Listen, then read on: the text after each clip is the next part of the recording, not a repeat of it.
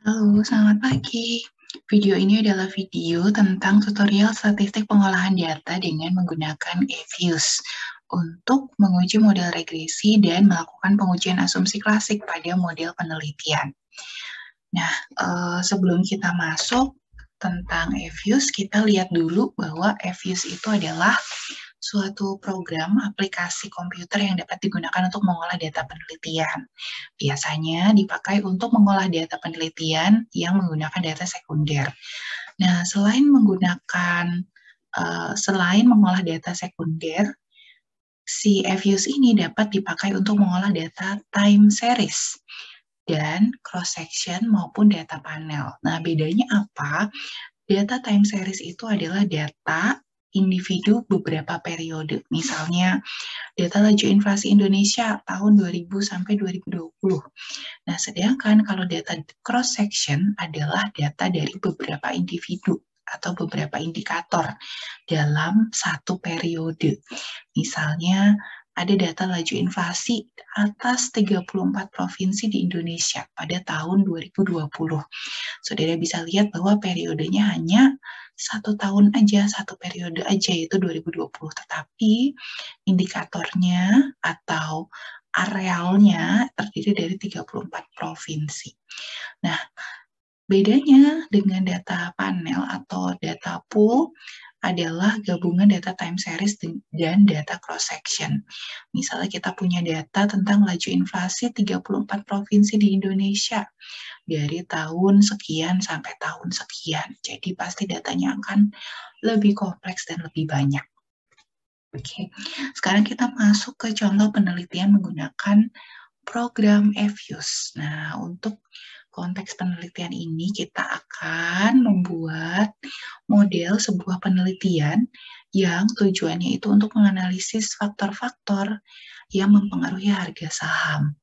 Penelitian ini menduga bahwa faktor yang mempengaruhi harga saham terdiri dari kurs dan inflasi.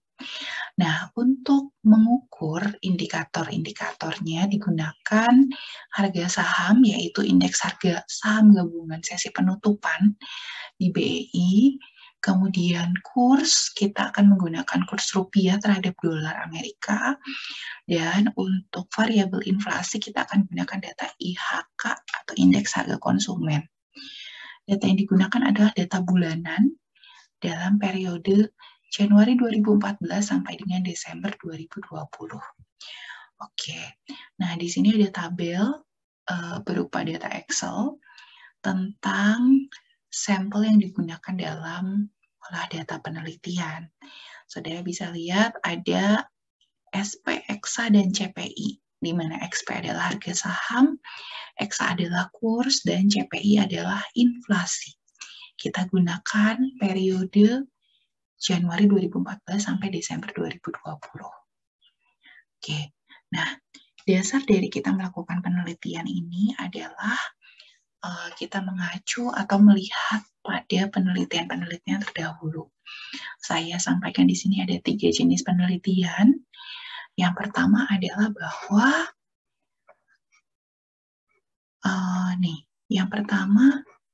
bahwa kurs itu berpengaruh negatif terhadap harga saham. Ini adalah penelitian yang dilakukan di United Arab Arab ya.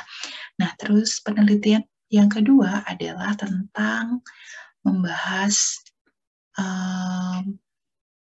kurs, kemudian inflasi ya, kemudian tingkat bunga. Nah, ini dikaitkan dengan harga saham. Oke, ini penelitian yang dilakukan di BEI dan hasilnya bahwa pengaruhnya adalah negatif. Negatif tapi tidak signifikan. Lalu penelitian yang ketiga, ini di Egypt atau di Mesir ya, menemukan hasil bahwa tingkat inflasi itu memiliki pengaruh yang negatif terhadap harga saham di Mesir. Oke. Nah, berdasarkan beberapa penelitian terdahulu kita mau menguji ini sebenarnya yang pengaruhnya apakah benar negatif, apakah signifikan atau tidak signifikan, karena hasil dari 3 penelitian ini belum konsisten ya. Nah, jadi kita mau mencoba menguji hasilnya kalau yang menggunakan data Bursa Efek Indonesia itu seperti apa. Oke, kemudian berikutnya adalah kita membuat rumusan hipotesis penelitian. Nah, rumusan hipotesis itu kita harus menggunakan dasar antara lain adalah dari yang pertama teori penelitian ya. Kemudian yang kedua hasil penelitian sebelumnya seperti yang tadi saya sampaikan ya. Kemudian yang ketiga penjelasan logis. Oke. Nah, misalnya dalam konteks penelitian ini dinyatakan ada 2 hipotesis. Yang pertama, kurs berpengaruh negatif terhadap harga saham. Yang kedua, bahwa inflasi berpengaruh negatif terhadap harga saham. Kita akan menguji 2 hipotesis ini dengan melakukan pengolahan data atas data yang sudah kita punya. Oke. Dasar hipotesis yang pertama, bahwa kurs berpengaruh negatif terhadap harga saham. Nah, kurs berpengaruh negatif terhadap harga saham artinya jika kurs naik atau dolar semakin mahal, atau rupiah terdepresiasi akan menyebabkan harga saham turun. Oke, rupiah terdepresiasi dinilai investor di pasar modal merupakan berita buruk atau bad news, sehingga investor akan bereaksi secara negatif, ya, sehingga akibat harga saham turun. Nah, kemudian untuk hipotesis yang kedua, bahwa inflasi berpengaruh negatif terhadap harga saham. Artinya, jika laju inflasi naik, harga-harga barang atau jasa di pasar itu naik, maka harga saham turun. Laju inflasi yang tinggi menyebabkan investor kesulitan membuat perencanaan bisnis, karena laju inflasi menyebabkan ketidakpastian. Hal ini juga termasuk berita buruk atau bad news bagi investor, sehingga nanti investor akan bereaksi secara negatif terhadap kondisi perekonomian. Akibatnya harga saham akan turun. Oke, kemudian kalau kita bikin model penelitiannya ya, kurs dan inflasi merupakan variabel independen, kemudian harga saham sebagai variabel dependennya. Kalau kita lihat tadi hipotesisnya berpengaruh negatif ya, sehingga kita bisa tambahkan notasi negatif di dekat tanda panahnya. Oke, kemudian kita buat model regresi estimasinya dulu, yaitu bahwa SP itu harga saham ya, sama dengan, nah ini rumusnya ya. Nanti kita akan isikan untuk koefisiennya ini berdasarkan hasil olah datanya. Gitu, ya. Oke. Nah, sekarang kita akan mencoba masuk ke dalam tahapan pengolahan data. Untuk pengolahan data penelitian pada pertemuan hari ini adalah kita akan menggunakan FUSE, ya. Kita akan coba olah data dulu, terus kita akan cek apakah dari model yang dihasilkan ada kendala terkait dengan pengujian asumsi klasik atau tidak.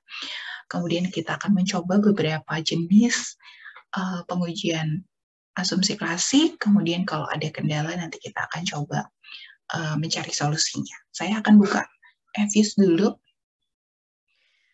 Oke, saya lanjut ya. Saya sudah membuka aplikasi FUSE, kemudian silakan saudara pilih file, kemudian new work file. Oke, nah kemudian ada tampilan Windows baru ya, work file create. Kemudian kita akan masukkan data-data yang akan kita input ya, untuk data date, sebentar. Nah ini, untuk start date itu kita isikan 2014 strip 01 karena kita mulai punya datanya itu tahun 2014 bulan Januari ya. Kemudian sampai tahun 2020 bulan 12. Oke. Kemudian yang kita ganti frekuensinya adalah kita ganti monthly. Kemudian,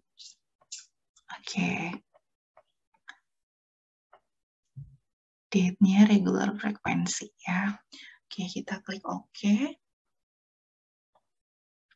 Nah, kemudian tampilan berikutnya adalah kita menemukan ada dua file ya, C dan receipt, kemudian di bagian atasnya ada range tahun 2014 sampai 2020. Nah, sekarang kita akan pilih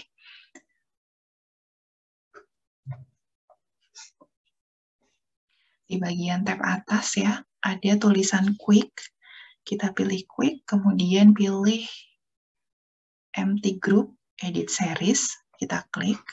Nah, kemudian akan muncul kotak ya, atau tabel dengan kolom pertama yang sudah terisi. Ya, kita akan geser kursornya, di scroll aja ke atas sampai mentok, sampai baris teratas ya. Lalu berikutnya kita mau buka Excel. Jadi untuk data penelitian yang akan kita kopas ke eViews, kita buka dulu file Excel-nya. Oke, kita akan blok datanya dari, saudara taruh bloknya di C1 ya, yang tulisan SP. Kemudian saudara blok shift, control, turun ke bawah sama ke kanan. Sehingga ke blok semua, 85 ya, berarti 84 datanya. Kemudian kalau sudah di blok, kita copy, terus kita paste ke eViews. Oke, untuk ini saya taruh bagian pojok atas mentok ya, terus kita paste. Nah ini seperti ini. Oke, SP, EXA, CPI, SP, CP, oke. Terus kita scroll ke bawah, apakah datanya sudah terisi semua ya sampai bulan Desember 2020. Nah, kemudian kita akan melakukan atau membuat model regresi estimasi. Oke, tahapannya adalah sekarang kita pilih menu dari yang atas ya. Kita pilih ada menu atau tab Proc, kemudian kita pilih yang Make Equation. Oke. Nah, terus akan muncul di sini kedetek bahwa variabelnya ada SP, EXA, CPI ya, dan C. Kemudian berikutnya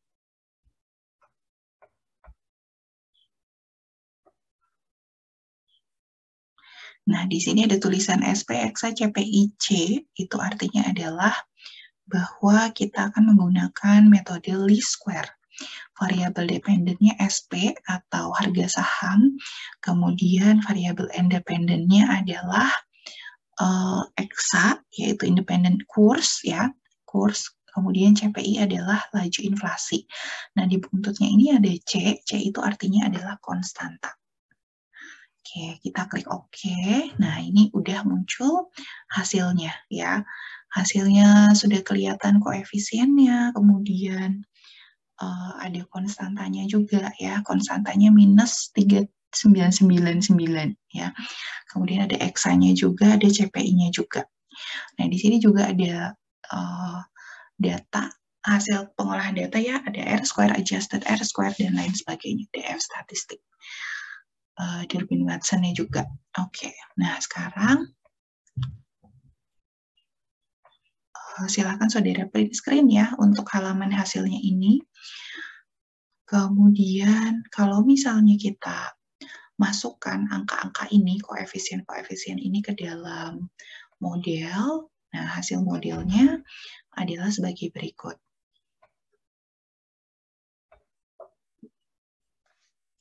Nah ini ya persamaan estimasinya ya dari tabel hasil. Kita olah data pertama dengan menggunakan eViews, SP sama dengan minus konstanta ya, dikurangi koefisien dari EXA plus koefisien dari CPI. Nah ternyata model estimasi ini belum memenuhi kriteria blue. Jadi kita akan coba menguji masalah-masalah yang pengujian asumsi klasiknya dulu ya, untuk memperbaiki kualitas model. Nah, untuk pengujian yang pertama adalah pengujian multikolinearitas. Uji multikolinearitas itu adalah menguji tentang bagaimana hubungan X1 dan X2 dalam persamaan regresi. Jadi tadi kita punya dua variabel ya, X1, X2 terhadap harga saham. Nah, kalau ada multikolinearitas nanti gambarnya menjadi seperti yang ini. Jadi antara X1 dan X2 itu kayak ada irisan. Nah, sedangkan yang baik adalah tidak terjadi multikolinearitas atau gambar yang pertama. Antara X1 dan X2 itu terpisah atau independen dan nggak ada saling berpengaruh antara variabel satu dengan variabel yang lain. Oke, caranya mendeteksi multikol gimana? Dengan koefisien korelasi.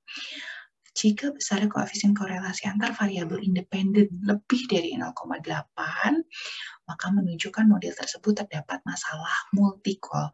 Jadi multikol itu membahas tentang bagaimana korelasi antar variabel independen, ya, bukan antara independen sama dependen, tapi antara variabel-variabel independen.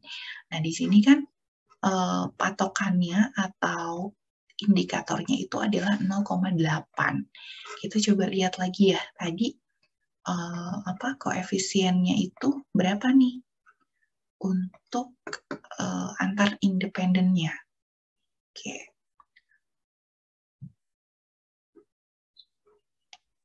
Oke, kita coba langsung uji aja ya.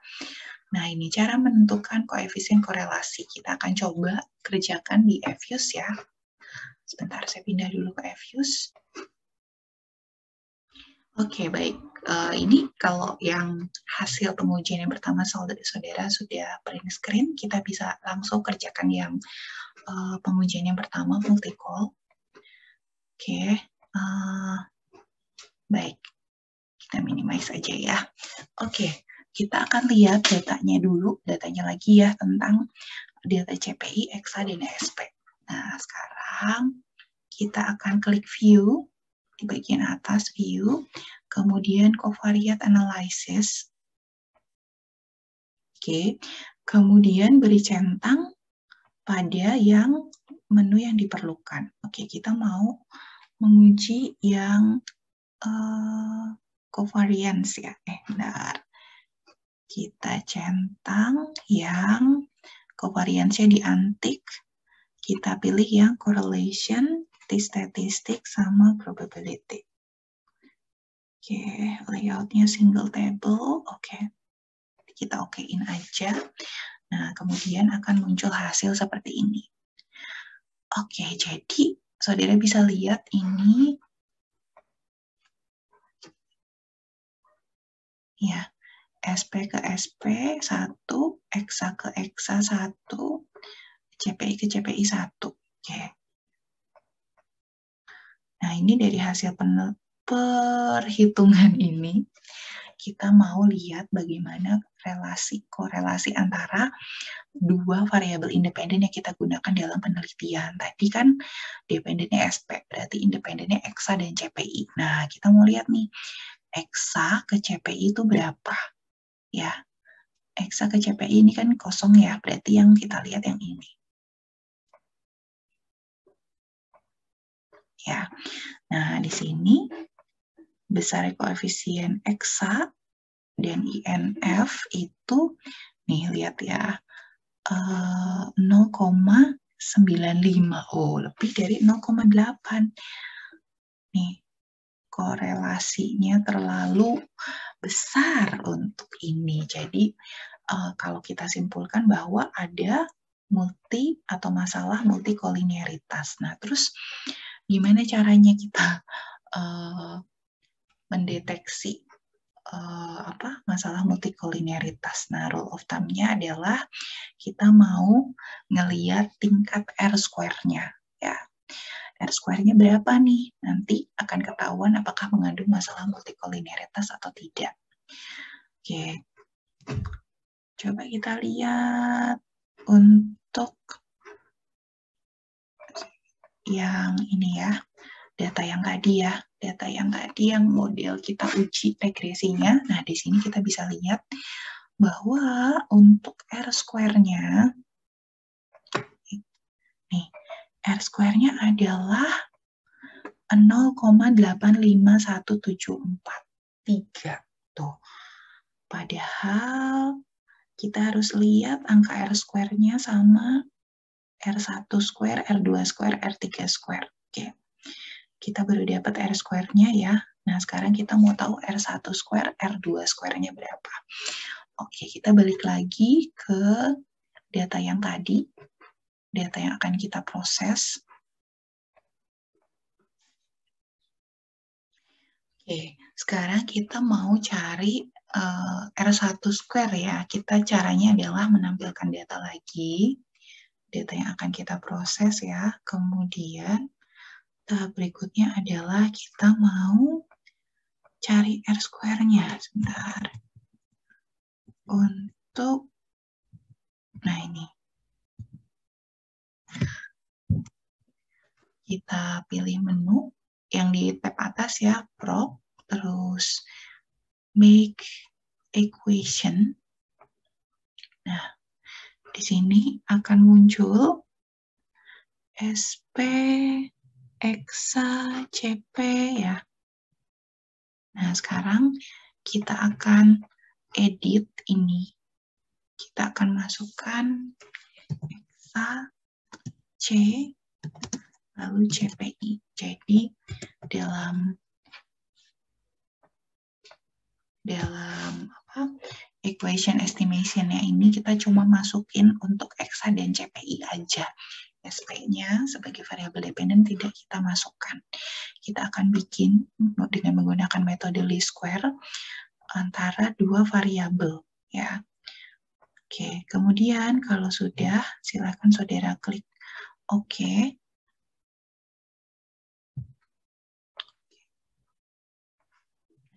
Ya, hasilnya adalah sebagai berikut. Nah, ini antara variabelnya adalah hanya C dan CPI ya, konstanta dan CPI. Lalu kita bisa lihat bahwa ada R square-nya 0,92. Jadi R1-nya ini adalah 1 ya, 0,92. R2-nya adalah yang tadi, yang sebelumnya 0,85. Oke, jadi terdapat masalah multikolinearitas. Oke, nah kalau ada masalah multikolinearitas seperti ini, solusinya bagaimana? Yaitu mengeluarkan salah satu variabel yang punya korelasi tinggi. Oke.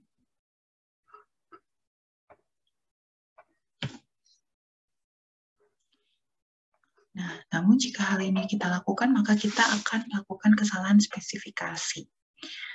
Tentu saja nanti akan berpengaruh terhadap variabel dependen. Kita juga bisa nambah data observasi. Kalau tadi datanya hanya 84 ya, kita tambah lagi. Misalnya jadi 100 atau 150 gitu ya. Menggunakan model first difference. Nah, ini untuk kalau datanya adalah data time series. Oke. Oke, berikutnya adalah kita mau melakukan pengujian asumsi klasik yang kedua, yaitu uji masalah otokorelasi. Nah, otokorelasi itu kita uji dengan menggunakan Durbin-Watson.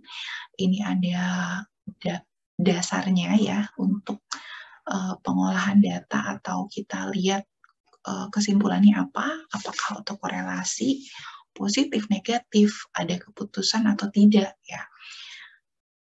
Oke. Nah, ini diambil dari tabel statistik ya, untuk tabel Durbin-Watson. Alfanya yang akan kita gunakan berapa, kalau untuk 5% menggunakan tabel ini. Oke. Sekarang kita lihat tampilan hasil regresinya ya. Nah, di sini coba kita lihat. Ada hasil untuk Durbin-Watson, 0,25. Oke. Hasilnya adalah 0,251. Maka artinya apa nih? Kalau kita pakai alfanya 5%, K-nya 2, kan variabelnya pakai 2 ya.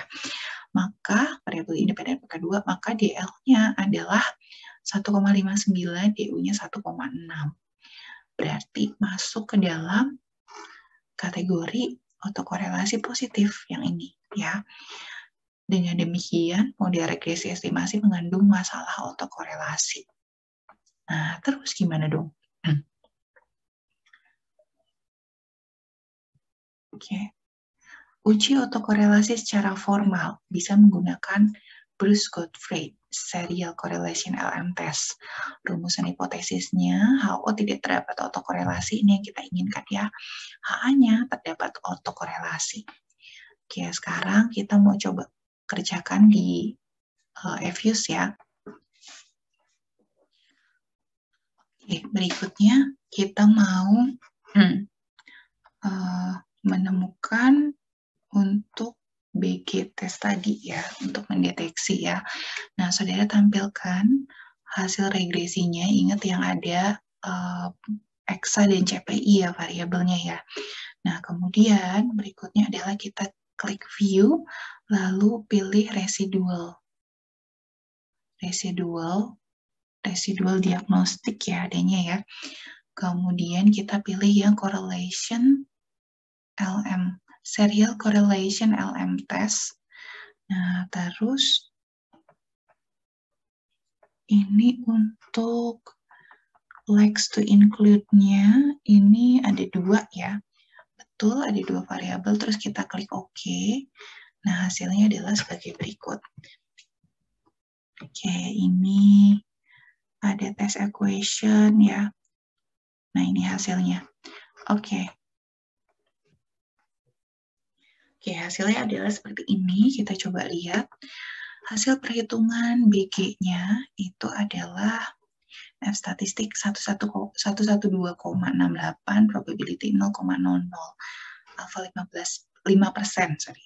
Nilai probabilitas lebih kecil dari alpha, jadi pengujiannya menolak HO. Berarti benar bahwa terdapat masalah autokorelasi.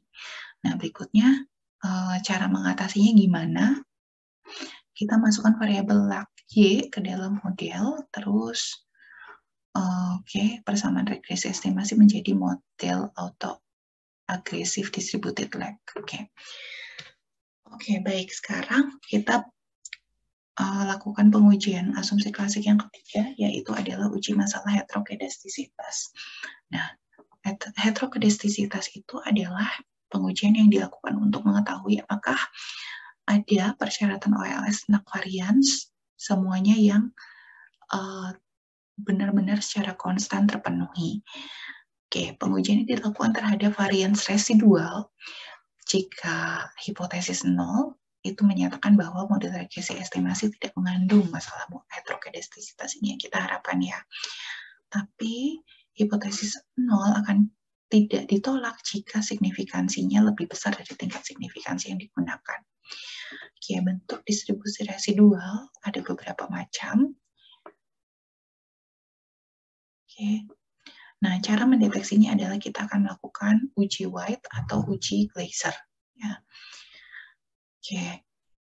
Atau bisa juga pakai uji Park. Jadi emang ada beberapa metode yang bisa dilakukan untuk mendeteksi adanya heterokedastisitas. Kita coba kerjakan di FUSE ya. Balik lagi ke FUSE, kita tampilkan lagi hasil regresinya ya, yang ada EXA dan CPI. Nah berikutnya adalah kita klik menunya dari tab yang di atas ya, kita pilih view, lalu residual test. Mana residual testnya? Residual diagnostik, lalu heterokedasticity test. Kemudian misalnya nih, kan ini ada beberapa opsi ya, kita mau pakai metodenya apa? Misalnya kita pakai White.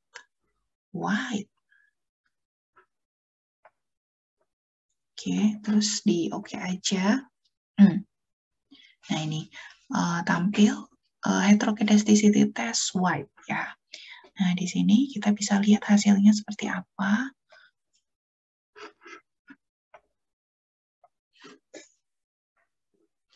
Di sini kita bisa lihat bahwa nilai F statistiknya 10,27 ya, probability 0,00. kita bandingkan dengan alfa 5%, maka keputusannya adalah menolak HU. Berarti benar fix bahwa model regresi estimasinya ada masalah heterokedastisitas. Cara menghilangkannya adalah dengan mentransformasi variabel ke dalam natural log atau pakai LN. Oke, itu untuk heterokedastisitas. Berikutnya adalah kita lakukan uji asumsi klasik yang keempat, yaitu adalah normalitas. Nah, uji normalitas itu menggunakan KS, ya, Kolmogorov-Smirnov, dengan rumusan hipotesis sebagai berikut. Nah, sekarang kalau misalnya nanti hasil uji normalitasnya itu signifikansinya lebih kecil daripada alfa, maka menolak HO, artinya data tidak terdistribusi normal. Oke, caranya coba saya preview dulu ya. Oke, kita tampilkan hasil regresi, kemudian residual diagnostik, histogram normality test. Oke. Nah, ini kebetulan hasilnya adalah di sini nih. Di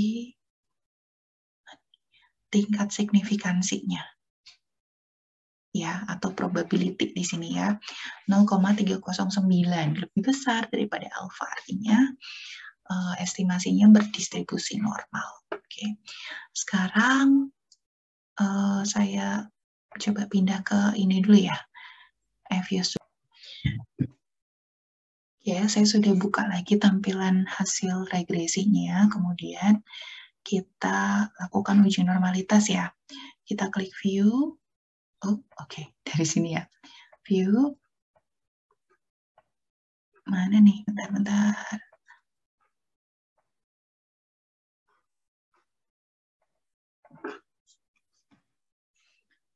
Oke, kita masuk ke bagian kesimpulan ya terhadap model estimasi yang tadi kita sudah ujikan. Yang pertama bahwa korelasi EXA dan CPI 0,96 ternyata lebih besar daripada batasnya, sehingga menunjukkan model regresi mengandung masalah multikolinearitas. Uji White menolak HO, menunjukkan bahwa model regresi terdapat masalah heterokedastisitas. Uji otokorelasi dengan uji Darwin-Watson menunjukkan bahwa berada di daerah otokorelasi, sehingga terdapat masalah otokorelasi. Sehingga dengan demikian model estimasi tersebut tidak layak untuk membuat kesimpulan, karena berpotensi akan terjadi misleading conclusion. Oke.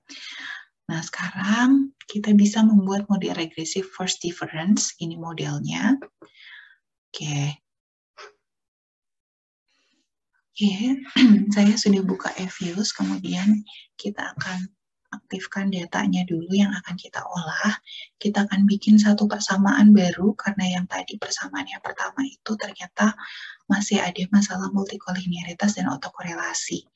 Nah, sekarang setelah membuka datanya nih, kita pilih proc, kemudian make equation.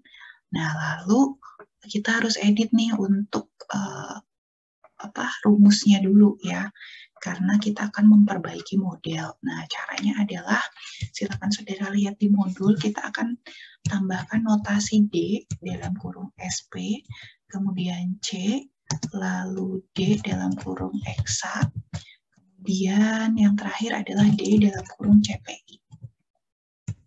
Silakan saudara edit rumusnya supaya menjadi seperti ini. Kemudian kita masih menggunakan metode least square ya. Terus untuk variabel dependennya adalah perubahan harga saham, DSP itu perubahan harga saham, konstantanya C, kemudian variabel independennya adalah perubahan kurs atau EXA dan perubahan indeks harga atau DCPI. Nah, kalau sudah silakan saudara oke. Oke, coba saya kasih. Nah, ini kalau kalian lihat hasil pengolahan F-use-nya adalah seperti ini, DEXA, DCPI ya. Kemudian untuk R-square-nya sendiri sudah turun banyak. Kalau yang sebelumnya saudara perhatikan, R-square-nya itu sampai 0,8, 0,9 ya. Ini udah turun banyak menjadi 0,3. Oke. apakah model estimasi tersebut memenuhi kriteria Blue? Sama seperti pertanyaan pertama ya. Kita uji satu persatu nih. Yang pertama adalah untuk uji multi-call. Ya, kita lihat R-square-nya kita bandingkan dengan R1 square dan R2 square. Oke, cara-caranya adalah sebagai berikut. Nanti kalian coba ikutin ya tahapannya. Coba saya lihat. Sudah tidak ada masalah multi-call. Kemudian yang autokorelasi. Nanti silakan saudara kerjakan. Nah, ini kesimpulannya adalah model regresi estimasi tidak terdapat masalah autokorelasi. Lalu yang hetero masih pakai uji White, tidak terdapat masalah heterokedastisitas, dan yang terakhir adalah normalitas. Kayak normalitas sebelumnya sudah oke ya, tidak terdapat masalah. Nah, ini juga udah normal. Nah, kalau sudah normal semua, maka baru model estimasinya layak untuk menguji hipotesis penelitian. Oke. Nah, kalau sudah bagus modelnya, baru kita olah lagi untuk diperoleh hasilnya untuk pengujian hipotesis ya. Oke. Ini untuk T hitung minus 6,33, berarti pengaruhnya memang positif, negatif ya, sesuai dengan hipotesis. Lalu yang untuk CPI itu oke, nilai probabilitasnya 0,4 minus juga tapi tidak signifikan, sehingga hipotesis kedua tidak terbukti bahwa pengaruhnya memang negatif signifikan. Berarti H2 tidak terbukti, hipotesis pertama terbukti. F hitungnya adalah berapa? 21,33 bagus nih ya. Perubahan kurs dan perubahan indeks mampu menjelaskan perubahan harga saham. Lalu R square-nya 0,34. Oke, baik. Sampai di situ aja untuk pembahasan pertemuan hari ini. Terima kasih. Semoga bisa membantu ya. Demikian penjelasan tentang penggunaan alat uji EFUS untuk penelitian. Nah, untuk melakukan import data, caranya sudah saya jelaskan di video tutorial sebelumnya ya. Saudara bisa cek yang tentang pengujian statistik deskriptif dengan menggunakan EFUS. Terima kasih sudah menonton. Selamat beraktivitas. Have a good day. Bye.